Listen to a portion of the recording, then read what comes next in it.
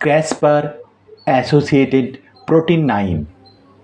এটি একটি উদ্ভাবনী জিন সম্পাদনের পদ্ধতি যা বিজ্ঞানীদের নির্দিষ্ট ডিএনএর অংশ কেটে পরিবর্তন বা সংশোধন করতে সহায়তা করে। এটি মূলত ব্যাকটেরিয়ার প্রাকৃতিক প্রতিরক্ষা ব্যবস্থার উপর ভিত্তি করে তৈরি, যা ভাইরাসের আক্রমণ থেকে রক্ষা পেতে ব্যবহার করা হচ্ছে। এটি একটি যুগান্তকারী আবিষ্কার। বর্তমানে thalassaemia, sickle cell anaemia, cystic ফাইব্রোসিসের মতো বংশগত রোগের চিকিৎসায় এর ব্যবহার ব্যাপক সম্ভাবনার তৈরি করেছে। সবথেকে বড় কথা, ক্যান্সারের কোষের বৃদ্ধিকে নিয়ন্ত্রণ করতে এবং রোগ প্রতিরোধী কার্যক্রম বাড়াতে এটি ব্যবহার করা হচ্ছে।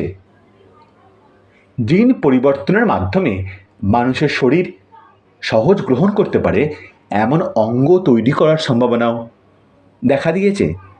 তাই এটি বর্তমান বিজ্ঞানে এক যুগান্তকারী আবিষ্কার। এর উপর ভিত্তি করে ভবিষ্যতের প্রেক্ষাপটে কল্পবিজ্ঞানের গল্প জিনের অভিশাপ। বছর 2095। বিজ্ঞান ও প্রযুক্তি চরম উৎকর্ষের যুগ। ক্র্যাসপার ক্যাস9 প্রযুক্তি মানব সভ্যতাকে এতটাই পরিবর্তিত করেছে যে এখন মানুষ তার নিজের জিনোম পরিবর্তন করতে পারে। দেহের রোগ প্রতিরোধক ক্ষমতা বাড়ানো, সুপার স্মার্ট মস্তিষ্ক তৈরি করা, এমনকি বয়স কমিয়ে দেওয়া, সব কিছুই এখন সম্ভব। তবে এই অগ্রগতির পিছনে এক অন্ধকার ভবিষ্যৎ লুকিয়েছিল যা কেউ কল্পনাও করেনি। ডক্টর আরভিন সাইরাস পৃথিবীর অন্যতম সেরা জিন বিজ্ঞানী, যারা প্রথম ক্যাসপার-3 প্রযুক্তির উন্নয়ন ঘটিয়েছিলেন। এই প্রযুক্তির মানুষের কোষকে এমনভাবে পরিবর্তিত করতে পারে যাতে তারা অতিমানবীয় শক্তি অর্জন করে। তবে এই গবেষণার ফলাফল কখনোই জনসমক্ষে প্রকাশ করা হয়নি, কারণ এই প্রকল্পটি গোপনে চালানো হচ্ছিল এক শক্তিশালী কর্পোরেশনের পৃষ্ঠপোষকতায়, জেনেটিক ল্যাবস। ডক্টর আরভিন জানতেন এই প্রযুক্তি যদি ভুল হাতে পড়ে তবে এটি মানব সভ্যতাকে ধ্বংস করে দিতে পারে। কিন্তু একদিন ঠিক তাই ঘটল। জেনেটিক ল্যাবসের সিইও ডক্টর রিচার্ড ম্যালকম তার নিজের উপর প্রথম ক্যাসপার-3 প্রয়োগ করলেন।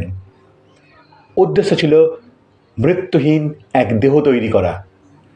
পরীক্ষাটি সফলও হলো, তবে এক বিপর্যয় ঘটল। তার দেহে এক অজানা ভাইরাস উৎপন্ন হতে শুরু করল। এটি ছিল এক জিন মিউটেশনের ভাইরাস, যার সংস্পর্শে এলেই মানুষকে অতিমানবীয় করে তুলত। তবে মাত্র সপ্তাহখানেকের মধ্যেই তারা তাদের নিয়ন্ত্রণ হারিয়ে পশুর মতো হয়ে উঠত। রিচার্ড বুঝতে পারলেন তিনি এক ধ্বংসাত্মক অস্ত্র তৈরি করে ফেলেছেন।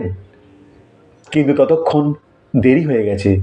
ল্যাবে থাকা বিজ্ঞানীরা একে একে সংক্রমিত হতে লাগলেন এবং ধীরে ধীরে তারা মানুষ থেকে হিংস্র পশুতে পরিণত হলো।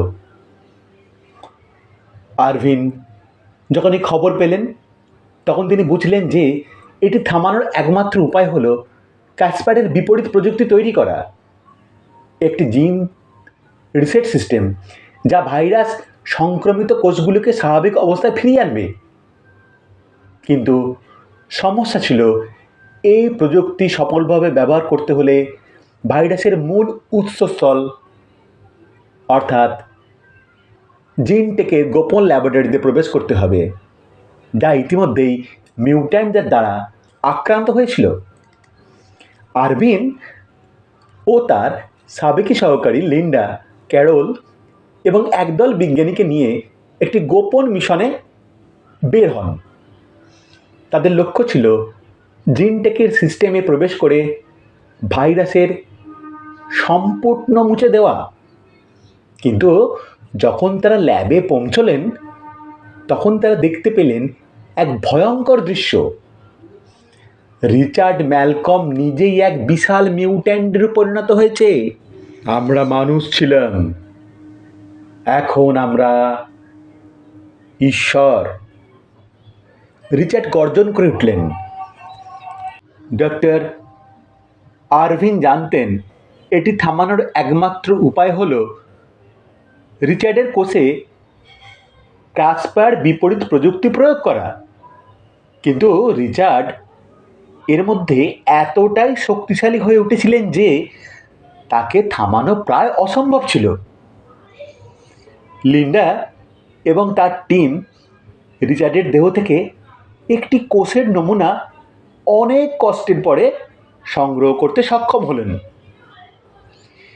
এই কোষ ব্যবহার করেই ভাইরাস বিরোধী জিন তৈরি করা সম্ভব। কিন্তু তাদের হাতে সময় ছিল মাত্র 12 ঘন্টা, কারণ ভাইরাসটি ল্যাব থেকে বেরিয়ে গেলে এটি সমগ্র শহরকে গ্রাস করবে। আরভিন দ্রুত পরীক্ষাগারে ফিরে আসেন এবং নতুন ক্যাসপার প্রোগ্রাম সেট আপ করেন। এটি ব্যবহার করে রিচার্ডের কোষের এর বিপরীত সংস্করণ তৈরি করা হয়, যা ভাইরাসের সংক্রমণ বন্ধ করতে পারবে। কিন্তু এটি প্রয়োগ করতে হলে রিচার্ডকে সরাসরি ইঞ্জেকশন দিতে হবে। লিন্ডা আর আরভেন শেষবারের মতো অস্ত্র হাতে নেন এবং ল্যাবে প্রবেশ করেন। তাদের সামনে দাঁড়িয়ে ছিল রিচার্ড ম্যালকম, যিনি এখন এক শক্তিশালী মিউট্যান্ট, একজন প্রতিভাবান বিজ্ঞানী যার দেহে জিন মিউটেশনের ভাইরাস ভয়ঙ্কর প্রভাব ফেলেছে। তোমরা মনে করো তোমরা আমাকে থামাতে পারবে? রিচার্ডের গর্জন প্রতিধ্বনিত হচ্ছিল গোটা ল্যাবরেটরি জুড়ে। তার চোখের আগুন, তার শক্তি যেন কোনো সাধারণ মানুষের ক্ষমতার বাইরে ছিল। তার শরীর এতটাই বদলে গেছে যে তাকে আর মানুষ বলা সম্ভব ছিল না। রিচার্ড, তুমি তোমার জ্ঞান হারিয়ে ফেলেছ। অরভিন অস্থির হয়ে বললেন, তোমার মেধা এখন তোমার ধ্বংসের কারণ হতে যাচ্ছে। রিচার্ড হাসলেন। মেধা? তুমি এখন মেধার কথা বলছো আরভিন? আমি সেই অবস্থানে পৌঁছেছি যেখানে আমি সময় ও বাস্তবতার দুটোকেই নিয়ন্ত্রণ করতে পারি। তোমরা মানুষ ছিলে, মানুষ আছো, কিন্তু আমি ঈশ্বর। তারা দুজনে একে অপরের দিকে তীক্ষ্ণ দৃষ্টিতে তাকালেন। আরভিন জানতেন এই মুহূর্তে তাদের সিদ্ধান্তগুলো শুধুমাত্র মানুষের বেঁচে থাকার সম্ভাবনা তৈরি করতে পারে, আর কিচ্ছু না। রিচার্ডের শক্তি এতটাই বিপজ্জনক যে তাকে যদি থামানো না যায় পৃথিবী পুরোপুরি বিপর্যস্ত হয়ে পড়বে। লিন্ডা, আরভিন ধীরে ধীরে বললেন, তুমি প্রস্তুত তো? লিন্ডা গভীর নিঃশ্বাস ছেড়ে মাথা নেড়ে বলল, হ্যাঁ, তবে সময় খুব কম। তারা শেষ চেষ্টা হিসেবে রিচার্ডের দিকে এগিয়ে গেল।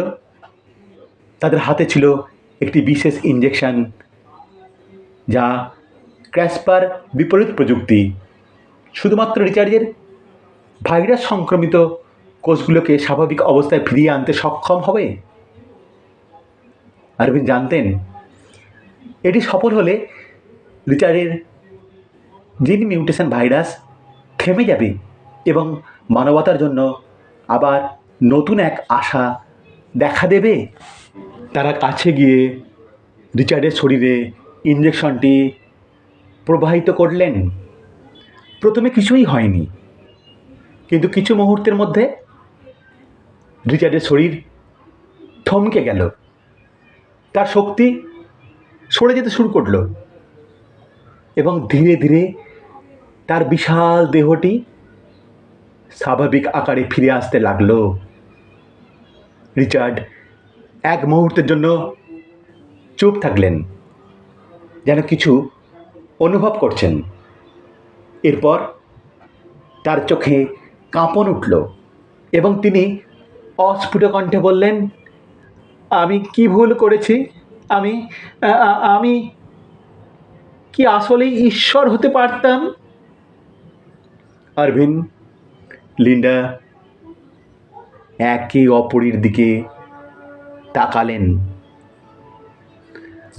তাদের চোখে ছিল এক ধরনের দুঃখ, কারণ তারা জানতেন রিচার্ড যদি না থাকতো তবে এই বিপর্যয়কে থামানো আর সম্ভব হতো না। কিন্তু তারা এও জানতেন রিচার্ড নিজেই তার জীবন ও জ্ঞান হারিয়ে ফেলেছেন। তার পরিণতি ছিল এক ভয়ঙ্কর ভয়ঙ্কর অভিশাপ। কেমন লাগলো কমেন্টে জানাবে।